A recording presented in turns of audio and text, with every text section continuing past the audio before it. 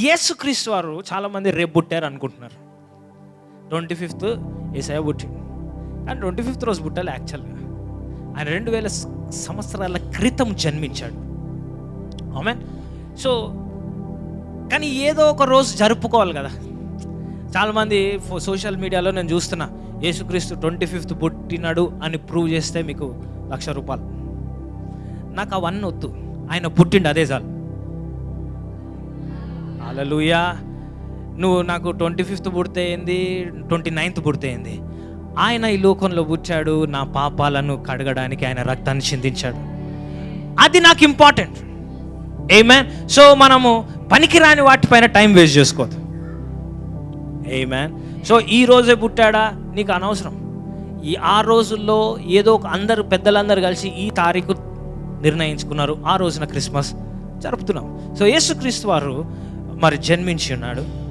ఆయన జన్మించి ఇప్పుడు ఆయన క్రిస్మస్ మెసేజ్ ఏం చెప్పట్లేదు, కానీ మనమందరం సిద్ధపడాలి క్రిస్మస్ గురించి. ఆమేన్. హల్లెలూయా. క్రిస్మస్ జరుపుకుంటున్న సమయంలో హేరోదు మహారాజు దగ్గరికి జ్ఞానులు వచ్చి అంటారు, అయ్యా యూదుల రాజు జన్మించాడంట, ఎక్కడ అని అడిగినప్పుడు ఆయన ఏమంటాడు తెలిసే, అవునా నాకు కూడా తెలియదు, గ్రంథాలను తెప్పించండి వెతుకుదాం. సో వారందరూ తూర్పు దేశపు జ్ఞానులు ఆ యొక్క తార వెలిసింది అని చెప్పి ఆ చుక్కను కనుగొని, ఆ రోజుల్లో సైంటిస్టులు వాళ్ళు జ్ఞానులు. సో ఆకాశంలో నక్షత్రాలను బట్టి ఏం జరుగుతుందో వారు చెప్పగలిగే జ్ఞానులు వాళ్ళంతా. సో వారు ఆకాశంలో వెలిసిన తారను చూసి ఏదో అద్భుతం జరిగింది. హల్లెలూయా. ఎక్కడో ఒక అద్భుతమైన వ్యక్తి జన్మించాడు, ఈ చుక్క వెలిసిందంటే దీనికి ఒక కారణం ఉంది అని వెతుక్కుంటూ వారు వెళ్ళారు. వెళ్ళినప్పుడు ఏం జరిగిందో తెలుసా, వారు హేరోదు మహారాజు దగ్గరికి వెళ్ళారు. ఈయన దగ్గరికి వెళ్ళి యూదుల రాజు ఎక్కడ అని అడిగితే, ఈయన రాజు కాబట్టి ఈయన ఏమనుకున్నాడు, ఇంకో రాజు ఎవడో పుట్టిండు, వాడు నాకు కాంపిటీషన్ అవుతాడు. సో ఆ రాజును మనం ఏం చేయాలి, చంపేయాలని లోపల అనుకున్నాడు. సో బయటికి వచ్చి ఏం చెప్తున్నాడు అంటే, ఓకే ఆ రాజు ఎక్కడున్నాడో మీరు వెతికి నాకు చెప్పండి, నేను కూడా వెళ్ళి పూజిస్తాను. జ్ఞానులు వెళ్ళిపోయారు. అప్పుడు జ్ఞానులకు దేవదూత దర్శనం ఇచ్చి, వెళ్ళొద్దు ఆయన దగ్గరికి, అడ్రస్ చెప్పొద్దు యేసు ప్రభుది అని చెప్తారు. వారు చెప్పారు, వారు వెళ్ళిపోతారు. ఈయన వెయిట్ చేస్తున్నాడు, జ్ఞానులు వస్తారు. వాళ్ళు ఎంతకీ రావట్లేదని తెలుసుకొని తర్వాత ఆయనకు అర్థమైంది ఏంటంటే జ్ఞానులు ఈయనని మోసం చేశారని తెలుసుకున్నాక ఏం చేస్తాడంటే, ఈ హేరోదు ఆ యూదా ఆ దేశమంతటిలో, ఆ ప్రదేశం అంతటిలో 2 సంవత్సరాల కంటే తక్కువగా ఉన్న పిల్లలందరినీ చంపేయమని ఆజ్ఞిస్తాడు. ఎందుకంటే ఆ ఒక యేసుక్రీస్తు వారి వయస్సు అప్పటికే పుట్టి 2 సంవత్సరాలు మించి ఉండదు కాబట్టి ఆయన ఏం చేశాడు, ఎక్కడ ఏ ఇంట్లో పసికందు కేక వినబడ్డా చంపేయండి. హల్లెలూయా. చాలా జాగ్రత్త వినండి. మనము ఓన్లీ క్రిస్మస్ సంబరాలు, బాబా యేసుప్రభు వచ్చిండు, స్టార్ పెట్టాలా, మనం అందరము క్యారల్స్ ఇంటింటికి తిరగాల, పప్పాలు తినాలా, బిర్యానీలు తినాలా, మంచి మంచి పాటలు పాడగా డ్యాన్స్ చేయాలి, అంతే అనుకుంటాం. కానీ యేసుక్రీస్తు వారు జన్మించడానికి it was not easy, there was a struggle. Hallelujah. ఆ యేసును కనుగొనడానికి ఈ హేరోదు ఏం చేస్తున్నాడు, రక్తపాతాన్ని చేస్తున్నాడు. ఒక దిక్కు యేసయ్య పుట్టాడను సంబరాలు ఒక దిక్కు, కానీ అనేక ఇండ్లల్లో తన కుమార్తెలను కోల్పోయారన్న అంగలార్పు ఒకవైపు. హల్లెలూయా. ఒకవైపు ఇళ్లల్లో ఏడుపు, ఒకవైపు ఇళ్లల్లో సంబరాలు. ఆమేన్. ఈరోజు నేను చెప్తున్నాను, అనేక మంది ఇళ్లలో మీరు కూడా మీ జీవితాలలో ఉండొచ్చు. కొంతమంది ఇళ్లలో క్రిస్మస్ అన్న సంతోషం ఉంది, కానీ కొంతమంది ఇళ్లలో క్రిస్మస్ అన్న సంతోషం కూడా లేదు. హల్లెలూయా. అందరూ ఇళ్లలో డెకరేషన్ చేసుకుంటున్నారు, కానీ మీ ఇంట్లో సమాధానం లేదేమో, మీ ఇంట్లో మీకు భార్యకి మధ్యలో గొడవలు అవుతున్నావేమో. హల్లెలూయా. ఇన్ ద సేమ్ టైం ఆ యేసుక్రీస్తు వారు పుట్టిన కాలంలో, ఆ తేదీలో పుట్టిన రోజు వేడుకలు ఒకవైపు, ఫ్యూనరల్స్ ఒకవైపు, భూస్థాపిత కార్యక్రమాలు ఒకవైపు, చావులు ఒకవైపు, రక్తపాతం ఇంకొక వైపు. It was not easy for Jesus to come. యేసుక్రీస్తు వారి లోకములో రావడానికి అంత సులువు కాదు. అనేక మంది బలయ్యారు, పసికందులు సంహరించబడ్డారు. హల్లెలూయా. somebody say amen. సో నేను ఈరోజు ఏం చెప్తున్నాను, క్రిస్మస్ అంటే ఆడంబరాలు, నాట్యాలు ఇవన్నీ మంచివే, కానీ యేసయ్య రావడానికి హీ పెయిడ్ ఎ ప్రైస్. అనేక మంది వెల చెల్లించారు. హల్లెలూయా. ఎందుకంటే ఆ హేరోదు చంపిన పిల్లలన్నీ కూడా అది ఒక ప్రవచన నెరవేర్పు. మీరు వాక్యం చదవండి ఇవన్నీ. హల్లెలూయా. ఇదంతా ప్రవచన నెరవేర్పు. ఎక్కడో ఒక ప్రవక్త, ఆ రోజుల్లో ప్రవక్త ఒక ప్రవచనం ఏమి ప్రవచించాడంటే, వీధులలో కేకలు, అంగలార్పులు వినబడతాయి. హల్లెలూయా. ఆ ప్రవచనం యొక్క యేసుక్రీస్తు వారు రావాలంటే ఈ లోకంలోకి ఒక ప్రవక్త ప్రవచించాల్సి వచ్చింది. ఆమేన్. సో ఈరోజు నేను ఏం చెప్తున్నా అంటే, క్రిస్మస్ అంటే ఏంటి? ఊరికే పాటలు పాడుకోవడం, కొత్త బట్టలు వేసుకోవడమే కాదు. ఆమేన్. యేసయ్య ఎందుకు వచ్చాడు? He come to establish a kingdom. ఒక రాజ్యాన్ని స్థాపించడానికి వచ్చాడు. దేన్ని స్థాపించడానికి వచ్చాడండి? సో చాలామంది ఏమనుకుంటారు తెలుసా, యేసు ప్రభు క్రైస్తవత్వం అనే మతాన్ని స్టార్ట్ చేయడానికి వచ్చాడు అంటారు. అందుకే ఈ క్రీస్తు ఈ మతం తీసుకున్నావా అంటారు కొంతమంది. మీకు తెలియదు ఏంటంటే, యేసయ్య అసలు మతమే పెట్టలేదు, ఆయన మతాన్ని స్థాపించలేదు. ఆమేన్ చెప్పండి. ఈ మతాలు మారడం అంటే అసలు ఆయన చెప్పిందే లేదు. నువ్వు ఆ మతంలోకి రా. అసలు మతం గురించి ఎక్కడ బైబిల్ ఉందా? మరి ఎవరండి తీసుకొచ్చింది ఇదంతా? మనుషులు. దేవుడు ఎక్కడ చెప్పలే. హల్లెలూయా. సో యేసుక్రీస్తు వారు ఏమి ప్రకటిస్తూ వచ్చారు? దేవుని రాజ్యాన్ని ప్రకటిస్తూ వచ్చాడు. ఏం ప్రకటిస్తూ వచ్చాడంట? దేవుని రాజ్యం. సో మీరందరూ మతం తీసుకోలే, ఎవరం మనము ఆయన రాజ్యంలోకి వచ్చి ఉన్నాం. హల్లెలూయా. ఆమేన్ చెప్పండి. సో ఇది మతం మారడం కాదు, ఆయన రాజ్యంలోకి రావడం. నేనే మార్గము, సత్యము, జీవం అన్నాడు. అంతే. నేను ఈరోజు నుంచి క్రిస్టియానిటీ అని నేను స్టార్ట్ చేస్తున్నానండి, మీరందరూ మెంబర్షిప్ తీసుకోండి, 100 రూపాయలు అన్నాడా? ఏం చెప్పిండు? నేనే మార్గమును, సత్యం. అంటే ఆయన ఒక మార్గాన్ని చూపిస్తున్నాడు. ఆ మార్గంలో మీరు నడవండి అని చెప్తున్నాడు. యేసుక్రీస్తు వారి లోకానికి వచ్చి ఒకటే చూపించాడు, ఆయన ఏ విధంగా మనం జీవించాలో ఒక మార్గాన్ని చూపించాడు. అంతే. హల్లెలూయా. ఎక్కడ కూడాను ఆ ఇట్లా ఈ మతాల గురించి ఏడ చెప్పాలి? మనుషులు చేసింది ఇదంతా. హల్లెలూయా. ఏ పాస్టర్ మీకు చెప్పలేదేమో, నేను చెప్తున్నాను. మతం గురించి బైబిల్లో లేదు. ఆయన ఎందుకు వచ్చాడు? నశించిపోతున్న వారిని వెతకి రక్షించుటకు వచ్చాడు. హల్లెలూయా. ఆయన మానవ శరీరం ధరించుకొని మనుషులను రక్షించడానికి వచ్చాడు. ఇది ఇంకా మీకు అర్థం కావడానికి నేను ప్రతి క్రిస్మస్కి నన్ను పిలుస్తారు కదా, వేరే వేరే దగ్గరకు ఆహ్వానించినప్పుడు చాలా మందికి అర్థం కావడానికి ఉపమానం చెప్తాను. నేను మళ్ళీ చెప్పబోతున్నా ఈరోజు. యేసుక్రీస్తు వారు భూలోకానికి ఎందుకు వచ్చారంటే, ఒక మానవ రూపం, ఆయన మానవ శరీరం ధరించుకొని వచ్చాడు. ఒకరోజు అంట, కథ వినండి. ఒకరోజు అంట ఒక చిన్న బాబు, 4 ఏళ్ల వయసు, మా బాబు ఉంటాడు కదా, రేణిలాగా. ఆడికి కూడా పురుగులు అంటే ఇష్టం, చీమలు అంటే చీమలతో ఆడతాడు. ఈ చీమతో ఆ బాబు ఆడుకుంటున్నాడు. ఆడుతూ ఆ చీమలు అట్లా వెళ్తున్నాయంట. ఆ చీమ ఎక్కడికి వెళ్తా, ఒక దిక్కు మంట ఉంది, ఒక దగ్గర మంటలోకి వెళ్తా ఉందంట. చీమ వెళ్తుంటే ఈ బాబు చూస్తున్నాడు, చీమ అంటే ఇష్టం కానీ చూస్తున్నాడు. ఆ చీమలో మంటలోకి వెళ్ళిపోతే, అయ్యో చీమ మంటలోకి వెళ్తే కాలిపోతావు అని చెప్పి, చీమ మంటలోకి వెళ్ళకు అని అరిసాడంట.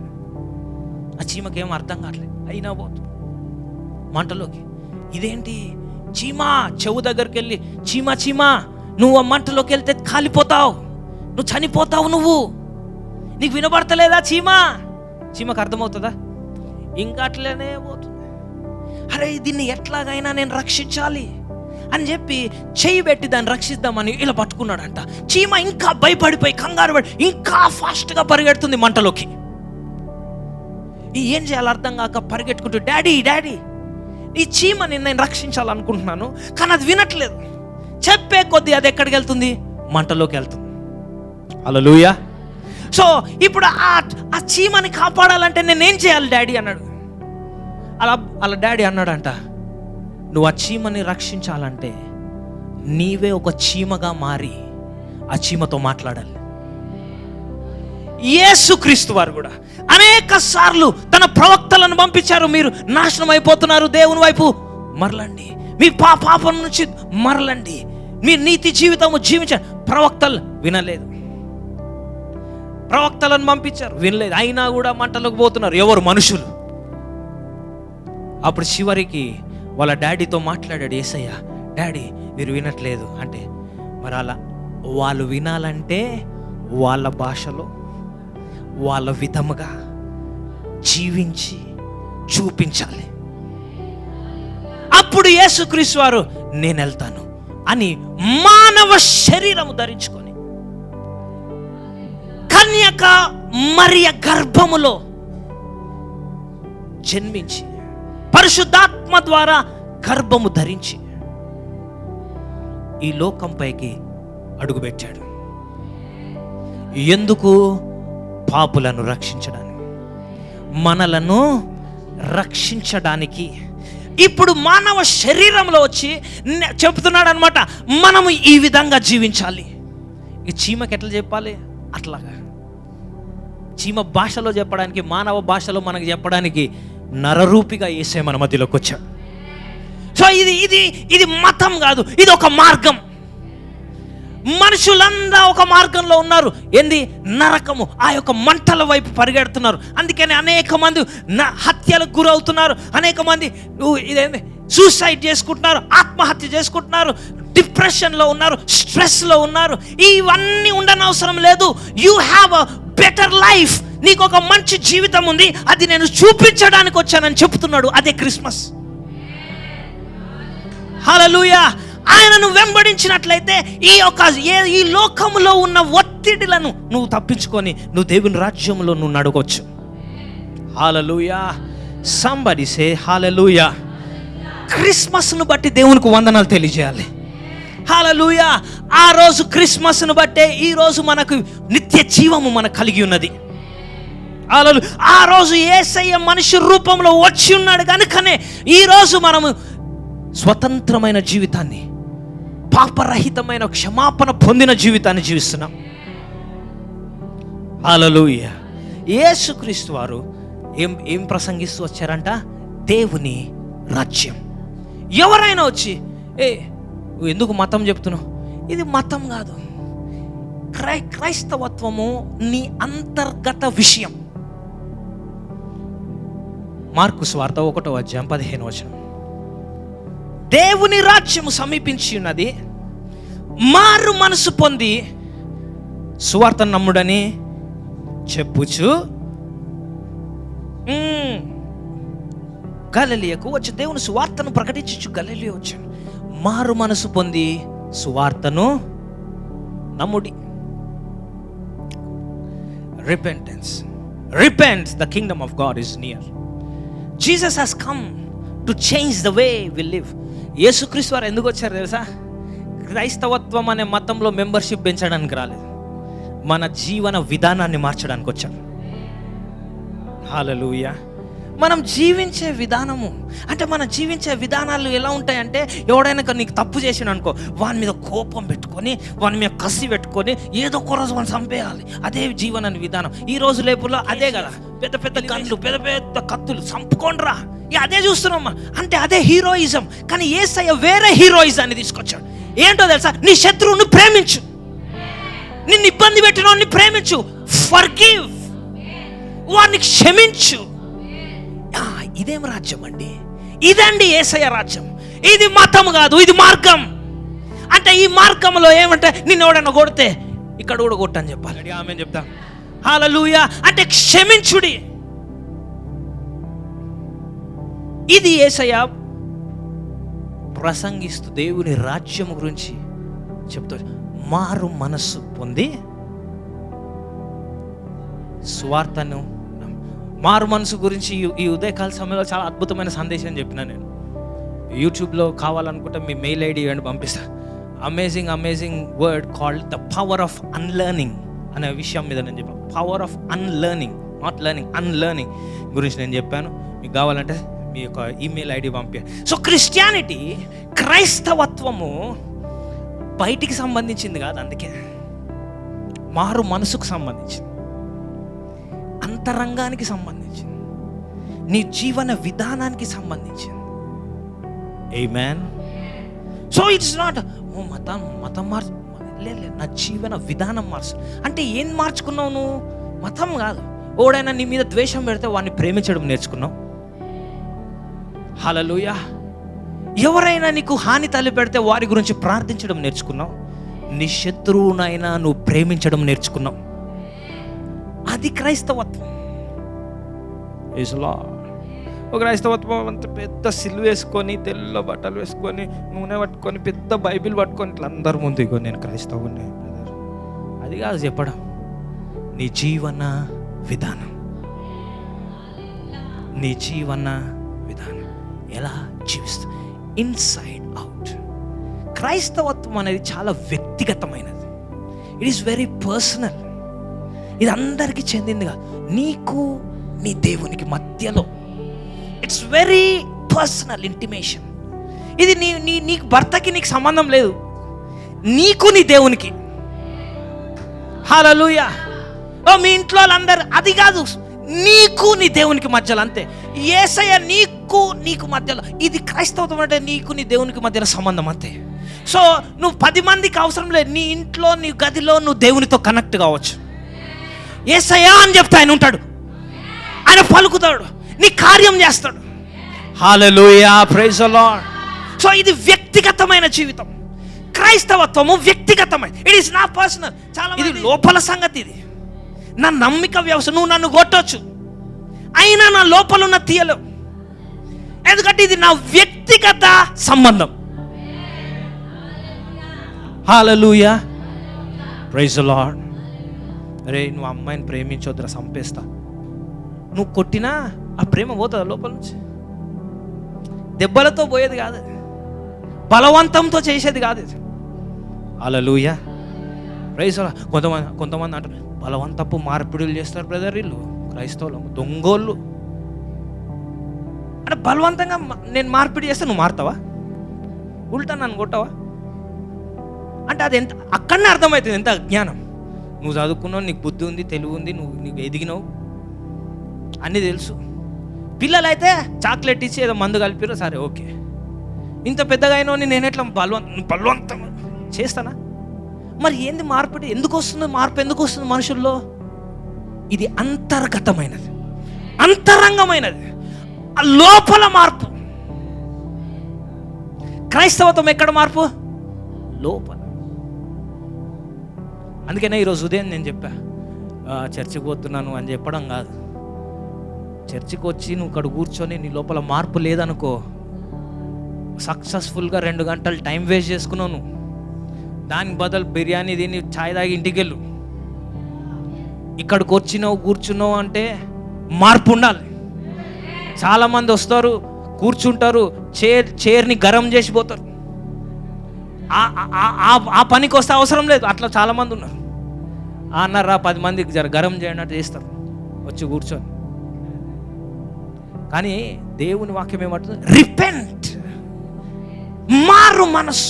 ఇక్కడ కూర్చున్నావు అంటే ఏ స్థితిలో ఇక్కడికి వచ్చావో నువ్వు బయటికి వెళ్ళేసరికి మారు మనసు రావాలి నీకు. అంటే నువ్వు ఆలోచన విధానం మారిపోవాలి.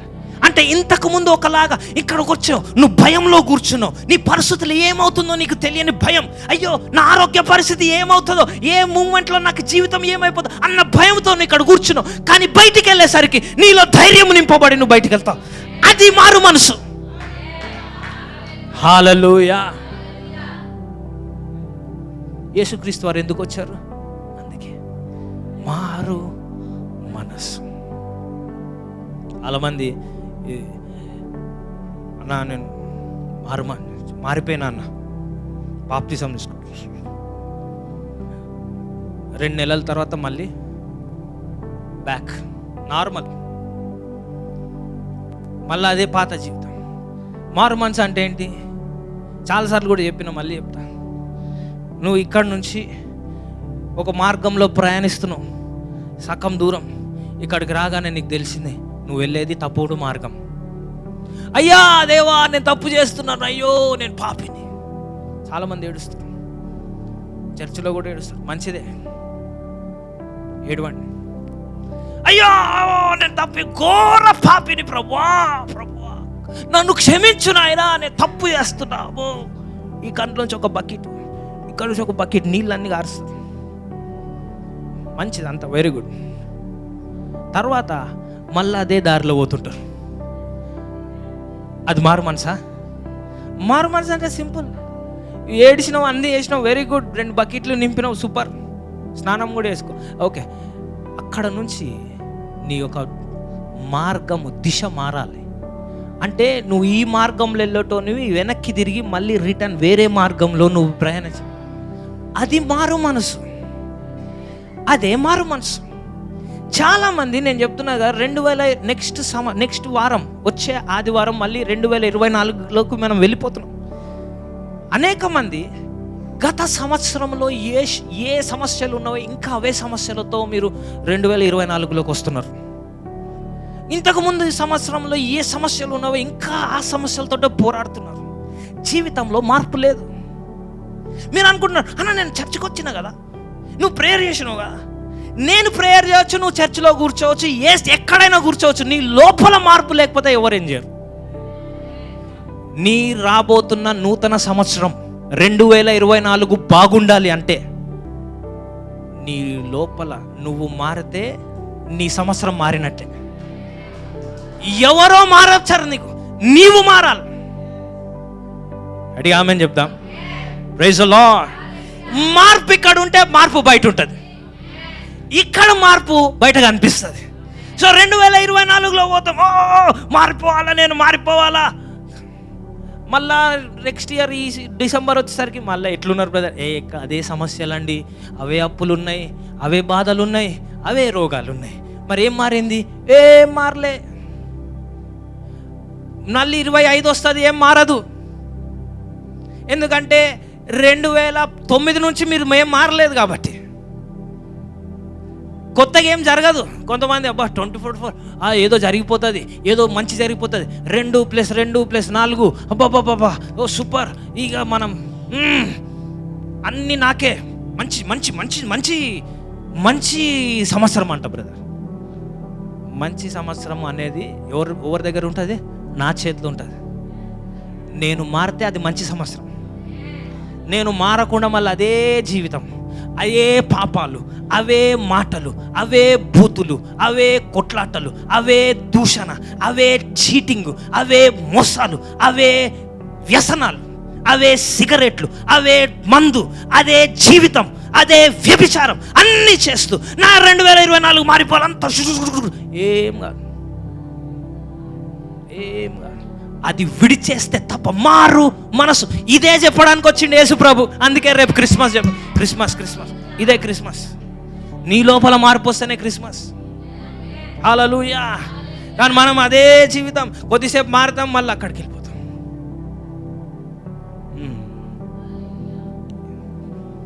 కొంతమందికి డైరెక్ట్ సవాల్ చేస్తున్నా, ఈరోజు నువ్వు మారు, ఈరోజు ఒక నిర్ణయం తీసుకో. దేవా, ఈ సిగరెట్ దగ్గరికి నేను వెళ్ళాను. ఆమెను అంటారు. ఇప్పుడు అంత ఇప్పుడు కోపం వస్తుంది. ఇప్పుడు అన్నారు, నాకు తెలుసు. ఇప్పుడు ఈరోజు నిర్ణయం తీసుకోండి, దేవా ఇంకా బాటిల్ దగ్గరికి నేను పోను. ఆమెను చెప్పండి. మీ భర్త కొరకన్నా చెప్పాలి ఆమెనండి. హల్లెలూయా. నువ్వు ఒక్కసారి చెప్పు, దేవా నాకు సహాయం చేయి. చాలా మందితో సమస్య ఏంటంటే వాళ్ళు బయటికి రావాలనుకుంటున్నారు కానీ రాలేకపోతున్నారు. వాళ్ళతో అడిగినప్పుడు అన్న వదిలేయాలి కానీ వదలలేకపోతున్నా. హల్లెలూయా. వదలలేకపోతున్నా. ఎందుకంటే సాయంత్రం మారగానే వైన్ ఇట్లా పిలుస్తావు, ఈ బాటిల్ దా, ఎక్కడున్నావు, ఆడ తిరుగుతున్నావు, ఏంది దా, నువ్వు ఇట్లా వెళ్ళిపోతావు దాని దగ్గర. బలి పశువు కషాయం నమ్మిపోతుంది చూడు, తాడు. ఆ గొర్రె అనుకుంటుందంట, అమ్మ ఈడెక్కడికో పరలోకం తీసుకెళ్తాడు. ఆ బాటిల్ కూడా నిన్ను అట్లా తీసుకెళ్తాడు. హల్లెలూయా. కానీ ఈరోజు నేను చెప్తున్నా, నువ్వు మారాలని నిజంగా అనుకుంటే దేవుడు నిన్ను మార్చగలడు. దేవుడు నిన్ను మార్చగలడు. సిగరెట్కి నిన్ను మార్చే ధైర్యం లేదండి. నువ్వు అంత చీపా? ఆఫ్టర్ ఆల్ సిగరెట్ కూడా నేను కంట్రోల్ చేస్తుందా? రా అంటే వస్తున్నావు, పో అంటే వెళ్ళిపోతున్నావు. అంత చీపాను, నీకు వాల్యూ లేదా?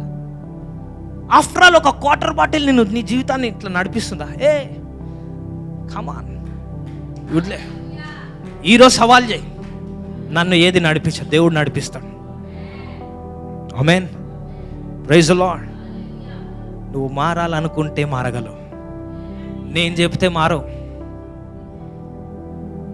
ఏమేన్, హైదరాబాద్కి వినబడే అంత స్పీకర్ పెట్టి మాట్లాడతా, అందరు మారిపోతారు. అవుతుందా? నువ్వు మారాలనుకున్నప్పుడే మారుతావు.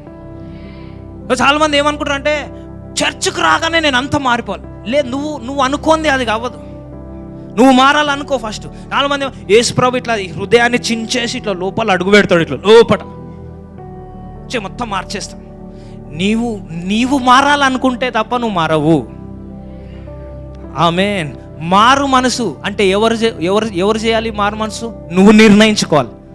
ఈ రోజు నుంచి నేను మారాలి, నా జీవితము మారాలి. హల్లెలూయా, గడి ఆమేన్ చెప్పండి. హల్లెలూయా. ఇక్కడ బ్రదర్ వినయ్ ఉన్నాడు కదా, వాళ్ళ డాడీ పేరు నరసింహరావు అంకుల్. అంకుల్కి బాగా అలవాటు ఉండేది. ఎన్ని సంవత్సరాలు బ్రదర్? 30 years. తాగాల, కొట్టాల, అంతే. రోజు వేసుకో గుద్దుడు, అంతేనా కాదా? తప్పు చెప్తున్నా. అక్కడనే ఉన్నాడు, మీరు వెళ్ళి అడగండి. తప్పు అయితే నన్ను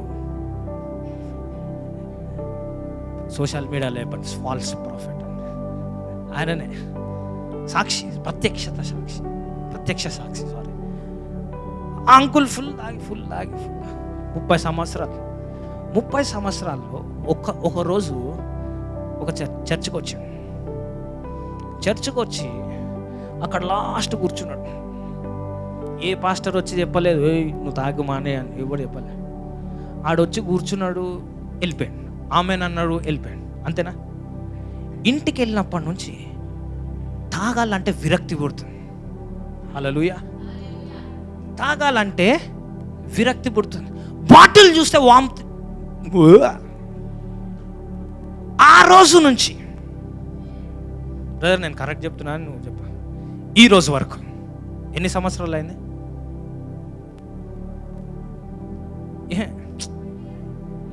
వదిలేసి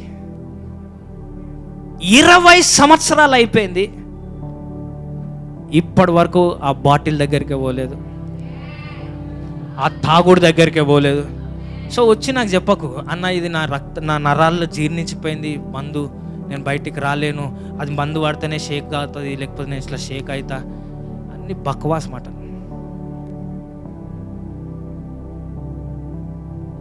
హల్లెలూయా. నీ అలవాట్ల కంటే దేవుని శక్తి గొప్పది.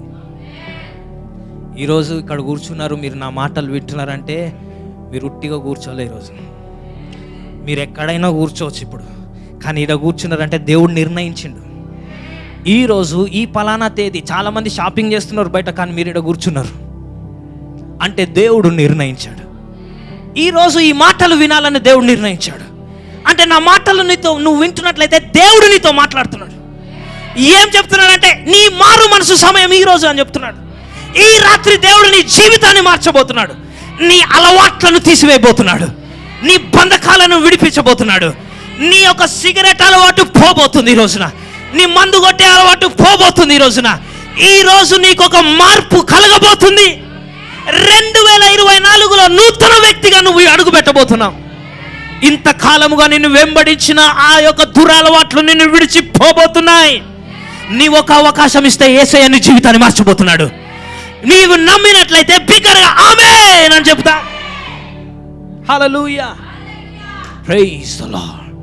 దేవునికి మహిమ కలుగును గాక. నా ప్రశ్న, ఇంకెంత కాలం?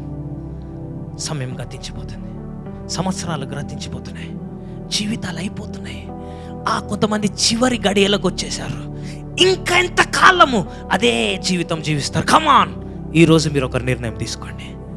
నాకు మంచి జీవితం కావాలి దేవా, ఇప్పటికే సగము జీవితాన్ని నేను నాశనం చేసుకున్నాను. దేవుడు నీకు నూతన జీవితం ఇవ్వగలడు. అది నిజమైన క్రిస్మస్, అది సత్యమైన నిజమైన క్రిస్మస్. కొత్త బట్టలు ఇవన్నీ కాదండి, నిజమైన మార్పు, నిజమైన క్రిస్మస్. యేసయ్య పశువుల పాకలో పుట్టడం కంటే నీ హృదయంలో పుట్టడం చాలా ఇంపార్టెంట్. మనం అందరం ఆ సెటప్ చూస్తాం, లైటింగ్ చూస్తాం, డెకరేషన్ చూస్తాం, అవన్నీ మంచిదే. కానీ నిజమైన క్రిస్మస్ నీ హృదయం, యేసు నీ హృదయంలో జన్మించాలి. నా ప్రార్థన ఈరోజు ఆ యేసయ్య మీ హృదయంలో జన్మించునుగాక. నీ జీవితంలో యేసయ్య జన్మించునుగాక. కొంతమంది కుటుంబాల జీవితాల్లో యేసయ్య జన్మించునుగాక. హల్లెలూయా. మీ పరిస్థితులను దేవుడు మార్చునుగాక. నేను చెప్తున్నా, ఈరోజు మీరు యథార్థంగా ప్రార్థన చేయండి. పాస్టర్ నువ్వు ప్రాఫెసీ, నా ప్రాఫెసీ ఇవన్నీ ఏం లేదు, డైరెక్ట్ నీ మాట వింటాడు దేవుడు. నువ్వు యథార్థ హృదయం నుంచి అడుగు, దేవా నాకు ఈరోజు మార్పు కావాలి తండ్రి, ఇంకా చాలు, ఈ యొక్క విసిగిపోయాను నేను ఈ జీవితాన్ని, ఒక మార్పు నేను చూడాలి అని నువ్వు అడినట్లయితే దేవుడు నీ జీవితాన్ని మార్చబోతున్నాడు. నేనేం చెప్తున్నా, మనుషులు నేనేం చేయలేను, నేను జస్ట్ ఒక మనిషిని మాత్రమే. దేవుడు నన్ను వాడుకుంటున్నాడు అంతే. నేను నీ హృదయంని ఏం చేయలేను, నీ హృదయంలో మార్పు నేను కలుగు చేయలేను, కానీ ఆయన కలుగు చేయగలడు. హల్లెలూయా. ఆయనకు ఒక అవకాశం ఇవ్వండి. వచ్చే ఏడాది ఈ సమయం కల్లా నీ జీవితము పుష్పించబోతుంది, నీ జీవితము వర్ధిల్లబోతుంది. He will make your life beautiful. సౌందర్యంగా దేవుడు నీ జీవితాన్ని అలంకరించబోతున్నాడు. అందరం 2 చేతులు పైకెత్తి కళ్ళు మూసుకుందాం. మేబీ ఇక్కడ రాత్రి ఇక్కడ కూర్చున్నావేమో, ఈ వాక్యము నీతో మాట్లాడిందేమో. ఒకవేళ నువ్వు అంటున్నావేమో, ఎస్ పాస్టర్ గారు, నిజంగానే సంవత్సరాలు గతించిపోయినాయి కానీ నా జీవితంలో కానీ నా కుటుంబంలో కానీ మార్పు లేదు. ఈరోజు ప్రభువా నేను మారాలనుకుంటున్నాను దేవా. చెప్పండి, దేవా నా జీవితాన్ని మార్చా. నేను చెప్తున్నాను కదా, మీరు ప్రార్థన చేస్తే దేవుడు మీ ప్రార్థన వింటాడు. నోరు తెరిచి చెప్పండి, ప్రభువా ఈ అలవాటు నుంచి నన్ను బయటికి తీసుకురా నాయనా, ఈ సమస్య నుంచి నన్ను బయటికి తీసుకురా ప్రభువా, ఈ యొక్క ప్రవర్తన నుంచి నన్ను బయటికి తీసుకురా ప్రభువా. ప్రభువా నా మనస్సును మార్చు ప్రభువా. నేను మార్చుకోవాలని ఎంతో ప్రయత్నం చేశాను కానీ నేను ఎక్కడ కూడా సఫలము కాలేదు. I need a change. Thank you lord, thank you Jesus.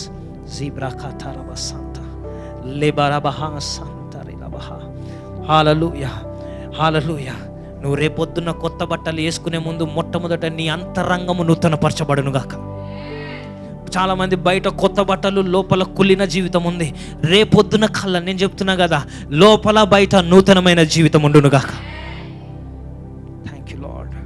ఒకవేళ ఇక్కడ ఉండి మీరు అంటున్నట్లయితే, పాస్టర్ గారు నిజంగానే నేను మారాలనుకుంటున్నానండి, నాకు అవకాశం నాకు ఒకటి కావాలి.